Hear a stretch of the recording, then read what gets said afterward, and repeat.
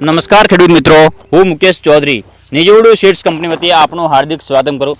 મિત્રો, અમે આજે સેડલા ગામની અંદર ઉપસ્થિત છીએ. ત્યાં અમારી નિજોડુ સીડ્સ કંપનીનો પ્લોટ ઉપર સન્મેક્ષ હાઇબ્રિડ બાજરીનું વાવેતર કરેલું. જે ખેડૂતનું નામ છે જેતાભાઈ વજાભાઈ પટેલ, એમના ફાર્મ હાઉસ પર તો જે સન્મેક્ષ બાજરી વાવેલી એક થેલી સન્મેક્ષ લગાવેલી અને બાજુમાં અધર વેરાયટી લગાવેલી છે. તો પહેલાં આપણે જે બાજરીની વાત કરીએ કે એના દાણા અને એના ડુંડાઈ લંબાઈ આપ દેખી શકો અત્યારે एकदम 35 सेंटीमीटर आसपास डूंडा लंबाई एकदम અને કઠણ ડુંડાઈ જે एकदम એનું ઉત્પાદન વધારે મળવાની શક્યતા છે. સાથે સાથે આપ દેખો એનો एकदम નીલો છોડ ઘાસચારો અત્યારે અને પવન સામે બાજરી પડતી નથી. તો આપણે ખેડૂત મિત્ર પાસેથી પૂછીશું. તો જેતાભાઈ, તમે અભિપ્રાય બાજરી વિશે થોડો આપશો. આ બાજરી સનમેક્સની મેં એક પોકેટ કર્યો છે, પણ મને ખૂબ સારી લાગે છે. બીજી વેરાયટી કરતાં ખૂબ સારી છે મુકેશભાઈ. ઓકે, તો તમે જે સનમેક્સ લગાવી તો એમાં તમને શું ડિફરન્ટ દેખાણો એ ખાલી 2 પોઈન્ટ પ્લસ જે કહેશો ને અત્યારે. એક તો વાયરાથી પડતી નહીં, બિલકુલ નીલો ઘાસચારો રહે છે. એક ડુડાઈના ખૂબ લોબા છે અને ભરપૂર કઠણ છે અને દેખાવમાં ખૂબ સારી. મને લાગે છે કે મેઠી બાજરી હશે.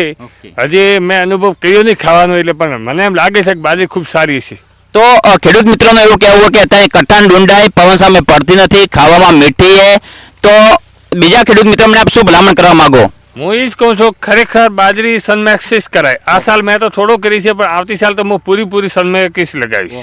તો અમારી સાથે એક બીજા ખેડૂત મિત્ર જેમને આ વખતે ઉપસ્થિત અને એમને વાવેતર અંદર તો એમનો અભિપ્રાય લઈશું.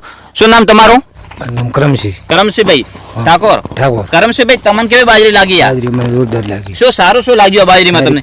કોણ હાર લાગે? કાણા હારાય. બીજું નીલી છમ અત્યારે. તો કરમસિંહભાઈ પણ કેવું હોય કે એકદમ ડુંડા ઘાટા એકદમ જાડા ભરાવદાર અને એકદમ નીલોછમ ઘાસચારો. તો મિત્રો, વધુમાં વધુ આવતા સિઝને ઉનાળાની અંદર અમારી નિજોડુની સનમેક્સ બાજરીનું વાવેતર કરી અને એનું ઉત્પાદન મેળવો. અને બીજી વસ્તુ એવી છે કે ગરમી સામે સહનશીલ જાત. આ વસ્તુમાં લૂ લાગતી નથી, ગરમી સામે સહનશીલ જાત આમાં રોગ પ્રતિકારક શક્તિ ધરાવે. તો મિત્રો, વધુમાં વધુ નિજોડુની સનમેક્સ બાજરી લગાવજો. ત્યાંથી તમને ઉત્પાદન વધશે, ઘાસચારો ભૂવા મળશે અને પશુપાલન માટે ઘાસચારો અને દાણા આપણા માટે બને અનુકૂળ થશે. Thank you.